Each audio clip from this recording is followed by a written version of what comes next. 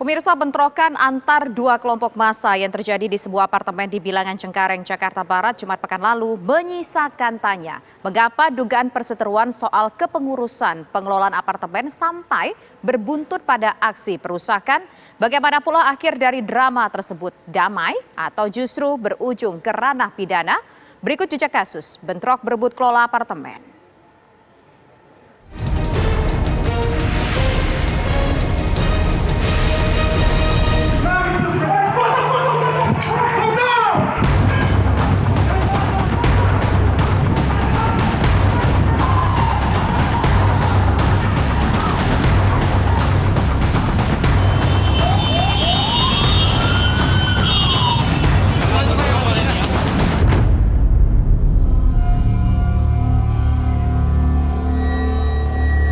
Sebuah bentrokan terjadi di sebuah apartemen kawasan Jakarta Barat pada penghujung pekan lalu.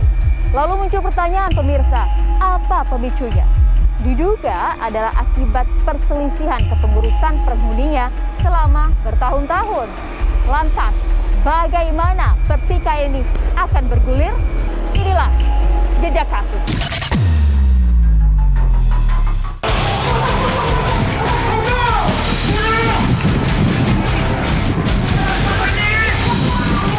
Inilah video amatir yang menggambarkan friksi antara dua massa yang terjadi di salah satu apartemen di Cengkareng, Jakarta Barat.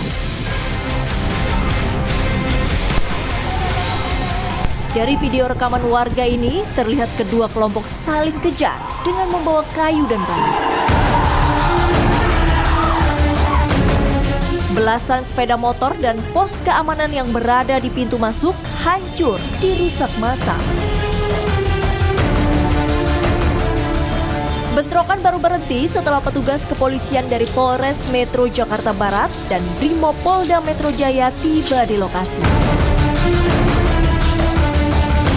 Beredar kabar, konfrontasi terjadi akibat perselisihan penghuni apartemen soal kepengurusan pengelola yang telah terjadi sejak tahun 2011. Yang saya dengar seperti itu, berkaitan dengan pengelolaan ya Pak ya, pengelolaan daripada apartemen City Park ini. Tadi kita juga sama-sama panggil seluruh warga perwakilan di ruangan dengan pengelola semuanya. Akhirnya kita sudah menyepakati itu semuanya.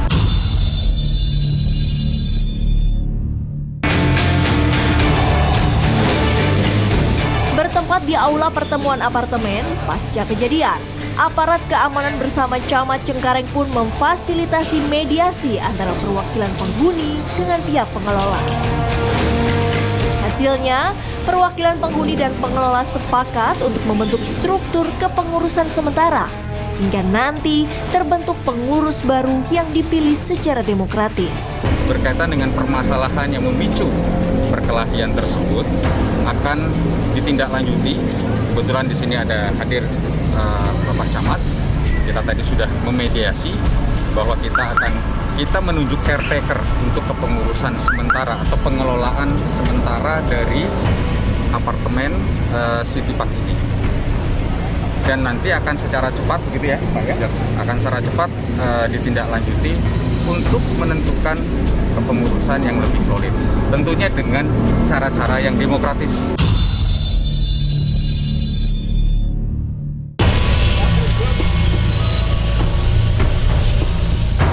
Guna mengantisipasi bentrok susulan, kepolisian melakukan langkah preventif.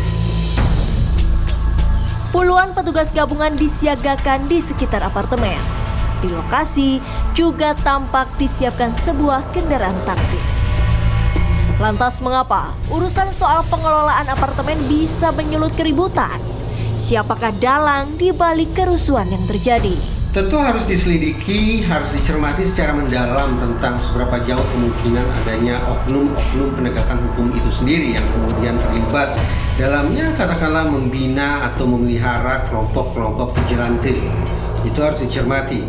Namun saya teringat bahwa dalam literatur psikologi forensik pun bahkan ada istilah police vigilantism.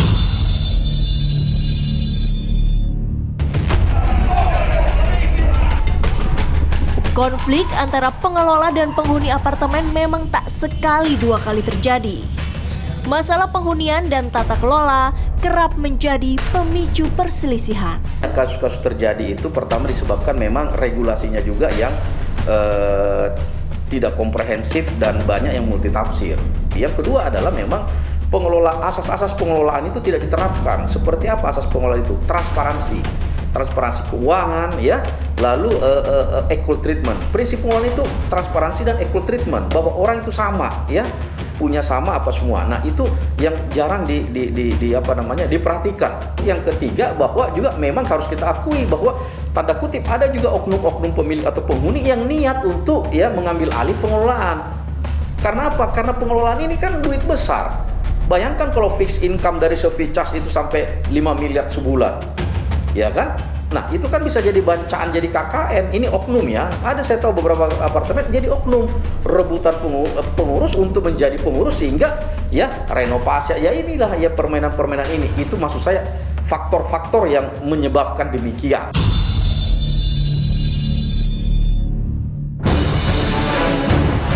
Polisi hingga kini terus mendalami pertikaian yang sempat meresahkan warga setempat. Hukum pun akan ditegakkan secara tegas bila terbukti ada unsur pidana di dalamnya. Sekarang sedang melakukan pendalaman. Memang penyampaian seperti ini tapi kita belum bisa sampaikan, kita akan lakukan pendalaman. Selain itu, bahwa kita juga akan melakukan penegakan hukum, karena memang tadi sama-sama kita ketahui bersama terjadi perkelahian yang juga ada pengeroyokan yang nanti akan kita lakukan penegakan hukum dengan tegas.